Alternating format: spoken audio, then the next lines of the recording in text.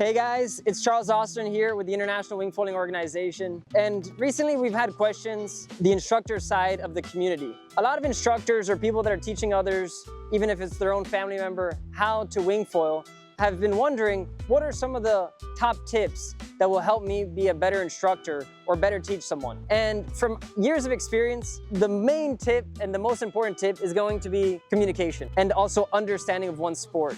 So a lot of the times when you're gonna be teaching someone, if you're an instructor at a center somewhere in the world, you're gonna be dealing with a lot of different individuals from all around the world. You're gonna have to master how to efficiently communicate with individuals. And communication is not only verbal, but it's also, in a way, let's say physical. When we're teaching people, we need to try to figure out what is the best way to communicate with that said individual. Going back to it, it's not always that it's gonna be how to clearly express yourself verbally, because you might be an English speaking instructor that is gonna be teaching someone who speaks maybe very little English and is a French student, let's say. But due to the situation at hand, there's no French instructors, and you're gonna be the one who's gonna have to teach them in English.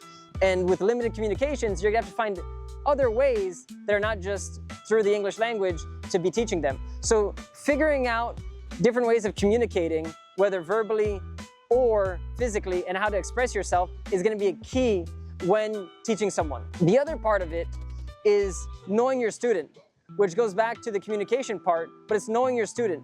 Everyone learns a different way.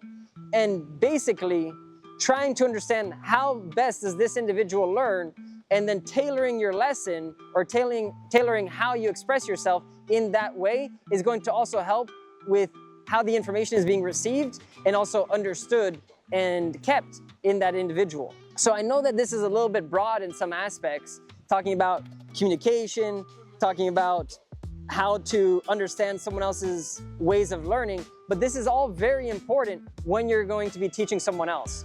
Now, we've made videos in the past, which you can find on our channel, which is about picking the right equipment. Picking the right equipment is gonna be paramount in the lesson, as well as picking the right day, right? If no matter how well I know how to communicate or how well I understand your needs as a student instructor, if we don't have the conditions or if I don't have the right equipment, the whole lesson might be very difficult to accomplish. And that's why when you get taught, when you become an instructor, you learn a certain way of the progression of how someone should be going. What are the key steps and milestones a student should reach before moving on to the next exercises? But you, as an instructor, need to understand the whole range of the course, as well where your student fits within it and how to move along it in accordance to the day, right? If for some reason the conditions are windy, but let's say we have huge waves, it might not be optimal to do a lesson that day in the water, but there will be exercises that we could do right here on the land that will be able to be applied later on at another moment on the water, or vice versa. So that's why, as an instructor, it's important to, of course, know how to communicate, know the learning methods that your student will appreciate, but then also understanding the whole program and course and how to flow through it. And when I mean flow through it is that, yes, there's a 1, 2, 3, 4, 5 sort of step basis of what you have to follow, but also depending, you might have to be able to adapt your lesson to the day as well as to the individual. Picking the right gear, picking the right day, and being able to effectively communicate and know your student is gonna be key when learning or when teaching someone how to learn wingfoiling. And from my personal experience, one also other important tip is to keep everything professional and informative, but also keep it fun. Because if it's not fun, then people will get demotivated in the learning progress. You know, yes, this sport is an extreme sport, and yes, it is challenging, though it is manageable and you can learn it, but not everyone will learn at the same rhythm or at the same speed. And it's important that the student knows that. And that's why us as instructors, or you as an instructor, it's important that you sort of set the tone as well as the expectations of the student.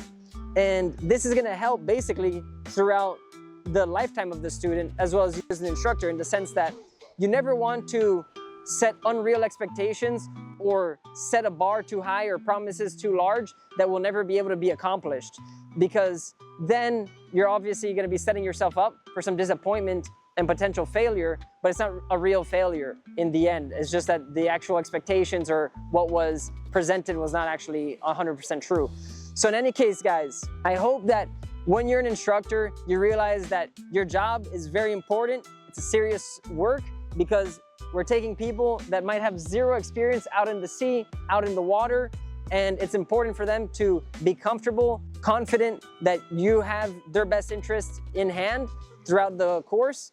And when you're basically taking someone from zero to hero, just remember, everyone's gonna be different to a certain extent. Of course, there's a training progression to follow, though you as an instructor is gonna have to sort of pick and choose and tailor it to the needs of that student.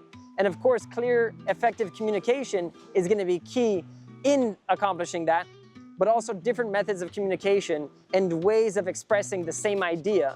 You know, sometimes you could tell people, hey, do it like this, or you tell them an analogy or metaphor, and one of those three things they might understand, but you as an instructor just have to know different ways of sort of attacking a concept and getting an idea through so that people can understand it, let's say ingrain it into themselves over the course of the course. And remember, the end goal with the course is to develop an independent rider. So going through the whole progress, the safety side, the nature side, understanding the surroundings, as well as the equipment and the theory, as well as the practical side of the sport is gonna be key when bringing someone down the line of wingfoiling. So I hope that this helps. All the videos on the website are there to help you. If you have the chance to take a course, an IWO course somewhere in the world, to do it. Whether you're a regular rider or someone who's looking to make a profession out of wingfoiling, then this is a key step for you to just become a better rider and or become an instructor. And the journey is exciting because look at our office, right?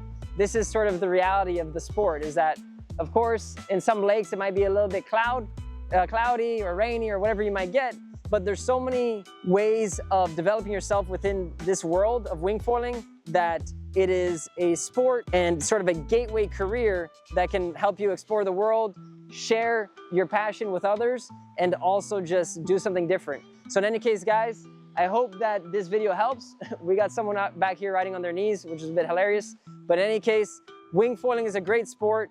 And if you're an instructor that is teaching students, I hope that this video sort of refreshes some of the ideas you might have learned, or if you're thinking to become an instructor over time, that these ideas can sort of help set the stage to your mind so that when you embark on this journey, you're going to be better prepared for what's to come. And there's no one way of doing things, but it's important to understand that what we're trying to do is go from 0 to 1. And how do we get there as efficiently as possible is going to be the key of mastering the world of being an instructor in any sport or any industry. So in any case, guys, this is Charles Ostrin with the International Wingfoiling Organization, and I hope that this video helped you out. And I'm going to leave you a view of Cabaret Bay.